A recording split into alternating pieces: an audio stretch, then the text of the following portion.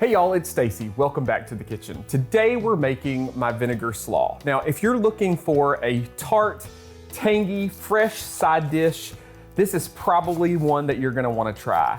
To start, I've got about a 2-pound head of cabbage that I've cored, and I'm thinly slicing this. Now, if you'd like, you can certainly take a shortcut and buy about 3 10-ounce bags of shredded angel hair cabbage. And you'll get roughly about the same amount. What I'm doing is I'm just slicing this and placing all of this in a large bowl here. And you can see this makes a lot. This recipe halves perfectly, so if you need less, you can certainly just take this, cut everything in half, and it'll work just fine. I'm also adding about 1 large sweet onion. I like to use a Vidalia or something like that here because I think we need a little sweetness in all of this vinegar. Speaking of vinegar, I've got 1.5 cups of vinegar. Now sometimes I get comments from folks saying, wow, this is really vinegary. Well, it's vinegar slaw, so it is super tangy. 1.5 cups of white vinegar here. I'm gonna drizzle in about 3/4 of a cup.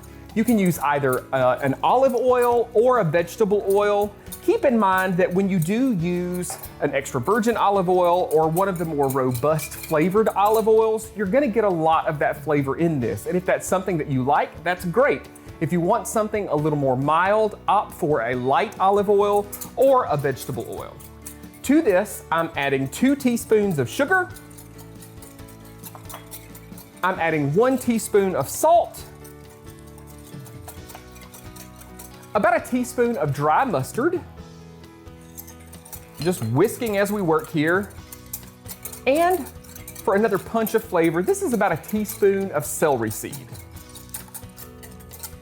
Now, I don't include black pepper in this recipe, but there are lots of recipes for slaws that have this super vinegary flavor that work really well with vinegar or with black pepper, and you could certainly do that. What we're gonna do is just drizzle this right over the top. And as I said, you can see you need a really large bowl for this because it does make a lot. I'm just gonna toss this together. What we're gonna do is cover this, toss it in the fridge for about, well, at least for 4 hours, but really overnight. Because what's gonna happen is that vinegar is almost gonna pickle this. These flavors are gonna combine and it's just a super delicious, fresh slaw. One thing I will say too, as you do this, as it rests in the fridge, when you think about it, walk by, give it a toss, because all that dressing is gonna sink to the bottom, and you kinda wanna turn this over and make sure that all of your cabbage gets coated. Folks, you can find this super easy recipe by heading over to the website at southernbite.com. Just click the Simply Southern TV tab right at the top or in the menu bar. You can find this recipe and all the other recipes that we feature here on Simply Southern TV. Y'all enjoy. Now, Stacy mentioned leaving it in the fridge overnight and remixing it occasionally during that time. On his website, he says if you can put it in an airtight container and put it in the fridge and just every time you walk through the kitchen, stop and shake it occasionally, that'll make that step easier. Might warrant a few strange looks from family members. Possibly. But it'll get the job done. Now, slaw goes great with fried catfish. If you head over to our website at simplysouthern.tv.net, we have a link to another Southern Bite recipe for lemon pepper fried catfish, so you can get your whole meal covered. Exactly. Now for that vinegar slaw, many of the ingredients are grown on farms and in backyard gardens around the state.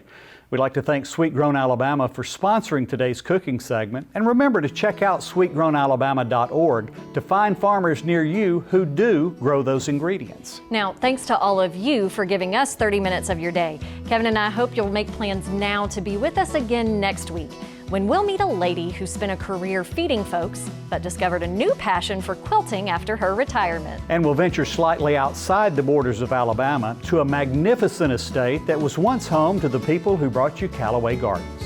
I'm Kevin Worthington. And I'm Mary Wilson. We'll see you next time.